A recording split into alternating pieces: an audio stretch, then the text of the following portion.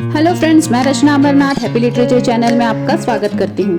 आज के इस वीडियो में मैं डिस्कस करने जा रही हूँ विलियम ब्लेक की एक पोएम की समरी जिसका नाम है London. But before I start, I would like to request you please do like, share, comment and subscribe to my channel which is Happy Literature। तो फ्रेंड्स, इस पोएम में William Blake ने industrialisation के इल effects को highlight किया है।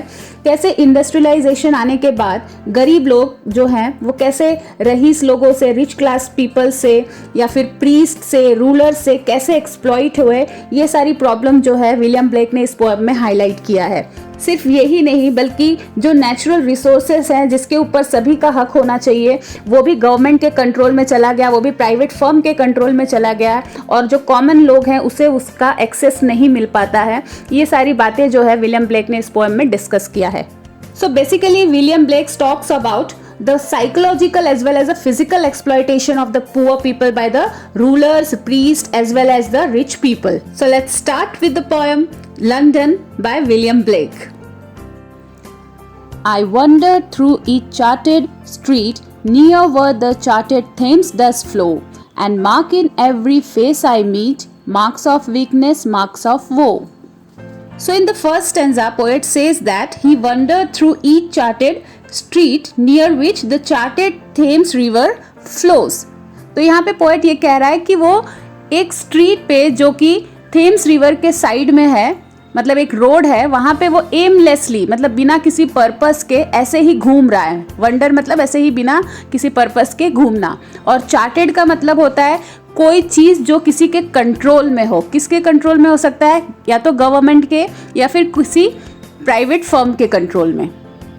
तो यहाँ पे ध्यान देने वाली बात यह है, जब स्पीकर स्ट्रीट की बात कर रहा है तो खाली एक किसी रोड की बात नहीं कर रहा है बल्कि इंग्लैंड में अवेलेबल सारे लैंड की बात कर रहा है जो कि एक नेचुरल रिसोर्स है, और थेम्स रिवर से उसका मतलब है पानी, which is again a natural resource. तो पोएट ये कहना चाह रहा है कि जो नेचुरल रिसोर्स है, जो नेचर ने बनाया है, जिसके ऊपर सबका हक है, वो एक चार्टेड हो गया, मतलब वो गवर्नमेंट के कंट्रोल में आ गया है, वो प्राइवेट फर्म के कंट्रोल में आ गया है, और जो कॉमन पीपल है उसके पास उनका एक्सेस नहीं है। So he is saying that while wandering on street he marks every face, सारे फेसेस को देख रहा है, आते जाते सभी लोगों के फेसेस को देख रहा है। वो उन फेसेस में क्या मार्क कर रहा है, क्या नोटिस कर रहा है? वीकनेस और वो मतलब एक उदासी मार्क कर रहा है कि सब लोग अपसेट हैं, सब लोग डिस्ट्रेस हैं इस इंडस्ट्रियलाइजेशन के वजह से, इस एक्सप्लॉइटेशन के वजह से। In every cry of every man, in every infant's cry of fear, in every voice, in every ban, the mind forged manacles I hear. So in this stanza, poet actually describing the condition of poor after industrial revolution. तो poet यहाँ पे बता रहे हैं कि जब England में industrial revolution आया तो उसके वजह से कैसे रिच क्लास और पुअर क्लास में और ज़्यादा डिस्टेंस हो गया, उस चीज़ को इस पैराग्राफ के थ्रू डिस्क्राइब कर रहे हैं। तो यहाँ पे पोएट कह रहे हैं हर आदमी के रोने में, हर बच्चे के रोने में, हर आवाज़ में और हर रेस्ट्रिक्शन में, बैन मतलब हर रिस्ट्रिक्शन में, पोएट ने क्या सुना? Mind forged manacles. इसका मतलब होता है हथकड़ी जो हमने खुद बनाया है, मतलब कि self imposed social restriction, intellectual restriction. इसे हम मेंटल बैंड भी बोल सकते हैं, मेंटल सेकल्स भी बोल सकते हैं।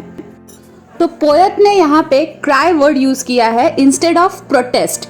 उन्होंने प्रोटेस्ट नहीं यूज करके क्राई यूज किया है। क्यों किया है? क्योंकि जो ये पुअर होते हैं, इन्फेंट्स होते हैं, बच्चे होते हैं, अंडर प्रिविलेज्ड लोग जो होते हैं, लैक ऑफ एजुकेशन के कारण वो प्रोटेस्ट नहीं कर सकते, सिस्टम के अगेंस्ट खड़े नहीं हो सकते।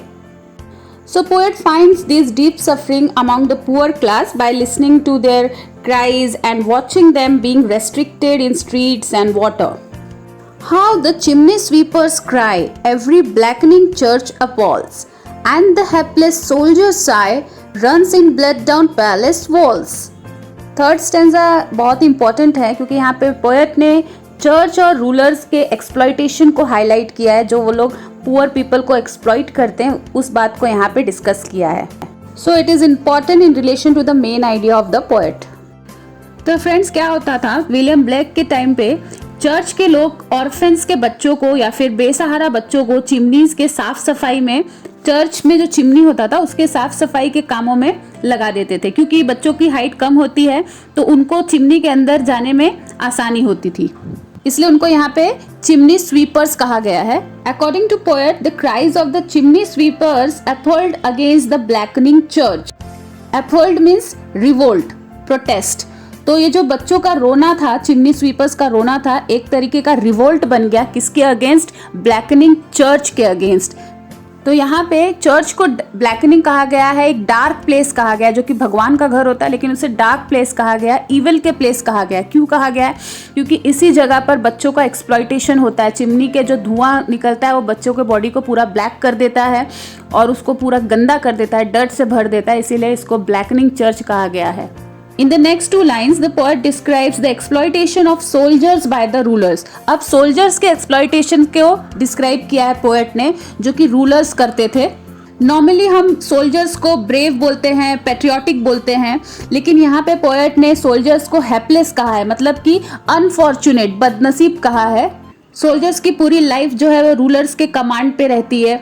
दिन भर वो लोग पैलेस में बैठे रहते हैं और वॉर्स में अपने खून को बहाते हैं, and they are also unable to revolt against the system. ये लोग भी, सोल्जर्स भी सिस्टम के अगेंस्ट रिवोल्ट नहीं कर सकते, इसीलिए इनको क्या कहा गया है? अनफॉर्चुनेट कहा गया है। But most through midnight streets I hear how the youthful harlots curse, blast the newborn infant's tear, and blights with plagues the marriage hearse. So in the last stanza, in the final stanza, poet talks about another important section of the poor class, that is prostitute. तो यहाँ पे poet prostitute के बारे में बात कर रहे हैं। यंग फीमेल prostitute को बोला जाता है harlots. पोएट कहते हैं वो अक्सर जब रात में स्ट्रीट से पास होते हैं तो उसे यूथफुल हार्लॉट्स की आवाज़ सुनाई देती है, मतलब कि यंग फीमेल प्रोस्टिट्यूट की आवाज़ सुनाई देती है। वो किसी को कोसती है। किसे कोसती है? कर्स मतलब कोसना होता है। तो ये प्रोस्टिट्यूट अपने न्यूबॉर्न इन्फेंट, न्यूबॉर्न बच्चे को कोसती है, उसके आंसुओं को कोसती है। अब भला कोई अपने बच्चे को क्यों कोसेगा, क्यों उसे कर्स करेगा? क्योंकि इनकी जो कंडीशन है वो बहुत ही हार्श कंडीशन होती है, बहुत ही मिजरेबल रहती है। पॉवर्टी में ये लोग जीते हैं और ये जो बच्चे होते हैं इनके अनचाहे बच्चे होते हैं। इस वजह से ये फीमेल प्रोस्टिट्यूट इन्हें कोसती है, क्योंकि इनकी खुद की कंडीशन इतनी ख़राब होती है कि ये बच्चा कहाँ से पाल पाएंगे, तो इन्हें इनका रोना अच्छा नहीं लगता। और इस प्रोस्टिट्यूशन के वजह से इन्हें सेक्सुअली ट्रांसमिटेड डिजीज़ भी हो जाता है और इनके थ्रू इनके बच्चों को भी हो जाता है। So moreover, this prostitution blighted with plague. Blighted here means destroyed, and plague is disease of adultery. Marriage hearse is funeral that is destroyed the institution of marriage. From the last line of the stanza, it also means that the disease spread by prostitution spread among the men who further spread them to the whole family. So friends, इस video में बस इतना ही। I hope आपको ये poem समझ में आ गया होगा। अगर आपको वीडियो अच्छा लगा हो तो प्लीज़ इसे लाइक करना ना भूलें और साथ ही साथ चैनल को सब्सक्राइब कर लीजिए, क्योंकि ऐसे और भी वीडियोस आने वाले हैं। तो मिलते हैं मेरे नेक्स्ट वीडियो में, तब तक के लिए आप अपना ख्याल रखिए। बाय।